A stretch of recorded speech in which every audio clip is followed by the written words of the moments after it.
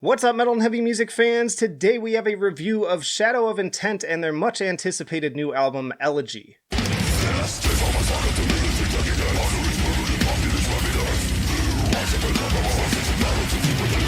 Shadow of Intent is a Connecticut blackened and symphonic deathcore band that in just the past few years have quickly made a name for themselves with the release of Reclaimer and especially 2019's Melancholy, with vocalist Ben Dur guesting on tracks from several other high-profile bands during this time. So now with the hype and expectations high as ever for Elegy, can they live up to them? We have such sights to show you. Let's begin with the good. The Coming Fire is a really tight track with lots of great, very dynamic drumming, from echoing tom fills and battering blast beats to a delightful transition that gets me every time a little before the 2-minute mark.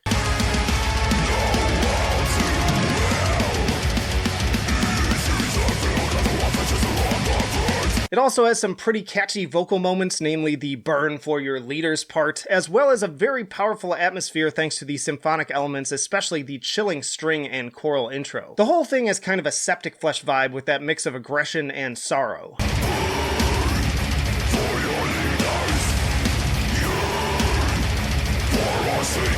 Where Millions Have Come to Die is another fine track. It's the synths on this one with that little cyclical hook and the methodical pounding of the snare that gets me pulled in. But then of course you've got the guest vocals from Whitechapel's Phil Bozeman, which are a perfect fit. With all the changes his band is making, it's always nice to just hear him doing something super heavy, and the vocals in general have some fun, faster cadences.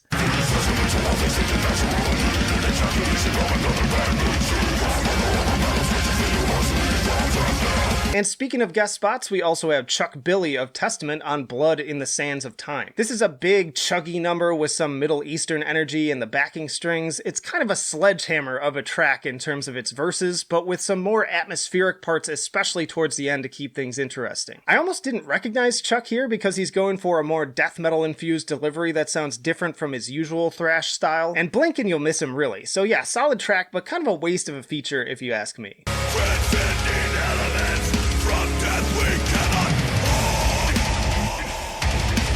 From Ruin We Rise is another one driven by some really earworm synth melodies and a very imposing sound overall that, aside from the death growls, has some of that Dimmu Borgir and Cradle of Filth energy in its instrumentation. Not the most standout track, but still among the better ones.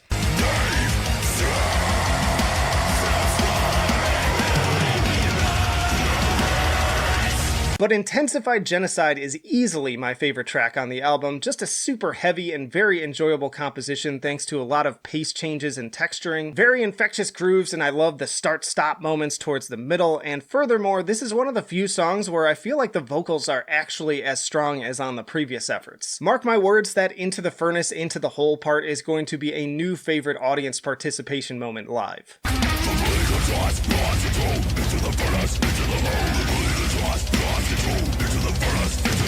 Unfortunately, there are also some places where Elegy falls short for me. One of the cardinal sins a deathcore album can commit is not having a strong opener, and I may get some flack for this, but despite the big choral intro and machine gun vocals that kick things off, I just find this track to otherwise be extremely underwhelming. Maybe my expectations were too high from Melancholy, but legit, my first listen I was kinda like, oh, that was it? Unforgivable. Not bad by any means, just kind of generic and not quite meeting the bar set by the previous material. And unfortunately, the following track, Saurian King, is also in that same boat for me. It's a solid kind of mid-B tier track, even with a few great moments on the piano especially, but something about it just gets me kind of bored. Despite everything going on, the word that oddly keeps coming to my mind is flat. Maybe I've just been spoiled by some of the other up-and-coming symphonic deathcore acts out there.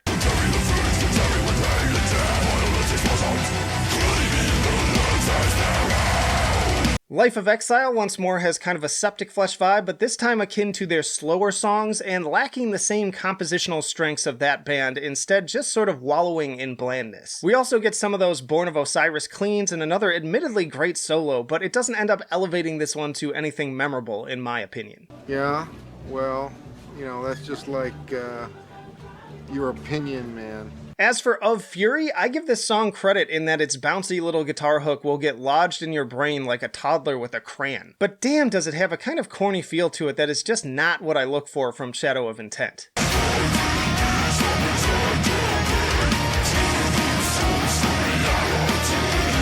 And furthermore, strip that guitar part away and there's very little left of interest to me, save for a solo that could have been on any other song, and the little Dimmu Borgir sounding parts I normally love, but just aren't nearly as effective as they were on Melancholy. And speaking again of Dimmu Borgir, we also have the instrumental Reconquest, which is actually quite solid and reminds me of some of the big build-up moments of Dimmu's older albums. This one kind of demarcating the transition to the big 3-part closer. Lots of great instrumentation and exotic atmosphere. My criticism is mainly that it's just one more thing I think could have been cut for brevity to make for a tighter experience. As for that titular 3-parter, it's fine. I just feel like turning this into an epic multi-part suite sets expectations much higher than what is actually delivered. Part 1 is scarcely more than an intro that doesn't feel worthy of being its own distinct section, but flipping back to my favorites here, I can see that Part 2 is excellent. The bass part on this one in particular is pretty enthralling, sometimes going for kind of a hypnotic Tool energy, others getting some fun, faster little solo moments.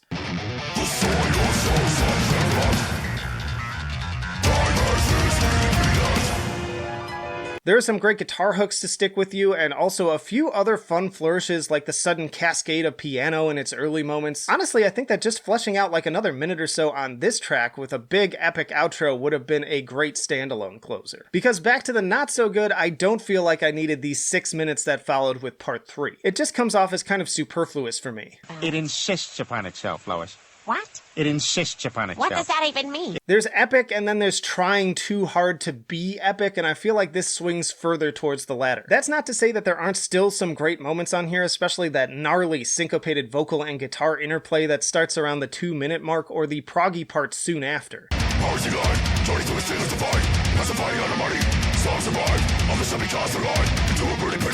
But I would have liked to hear more of that stuff earlier in the album. When all of the technical head-turning moments are right at the end, it almost feels out of place. Too little, too late. Disappointed!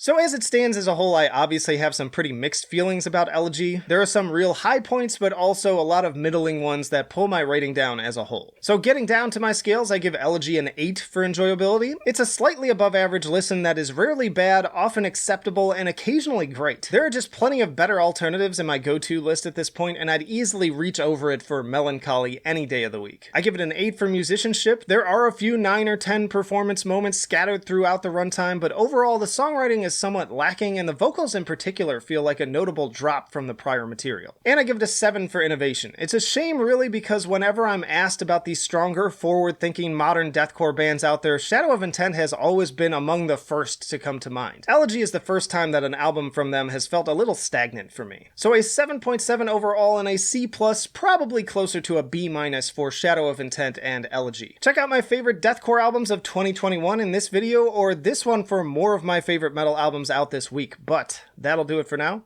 Flight of Icarus signing off. I will see you in the trenches.